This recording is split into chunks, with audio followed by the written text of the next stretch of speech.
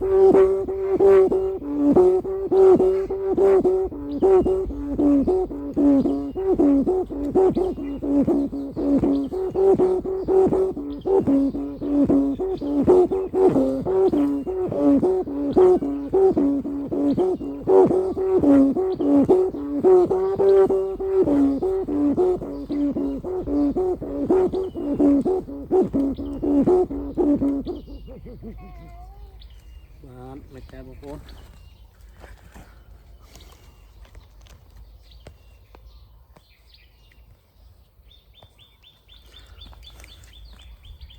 លេងប៉ុណ្ណេះបាទជួយដាក់បន្ទុកខមមិនឲ្យយោបល់ម្នាក់មួយផងបងប្អូន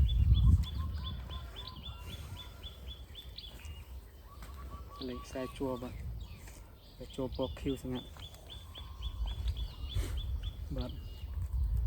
សូមទស្សនាបន្តទៀតបាទនឹងកវីថែមបន្តទៀតតិចទៀត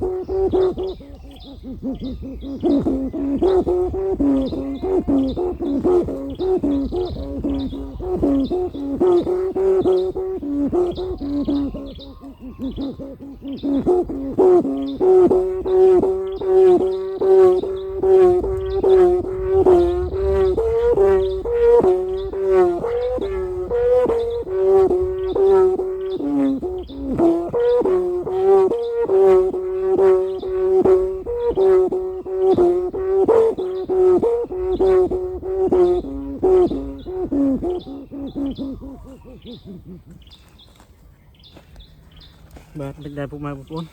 សលេងប៉ុណ្ណឹងបាទវីដេអូនេះក៏មានតែប៉ុណ្្នឹងដែរបាទសូមពុកម៉ែបងប្អូនបើពេញចិត្តសូមជួយ Subscribe Channel YouTube របស់ខ្ញុំបាទម្នាក់មួយផងបាទ នឹងទទួលបានវីដេអូថ្មីៗជាបន្តបាទសូមអរគុណសូមជម្រាបលាបាទ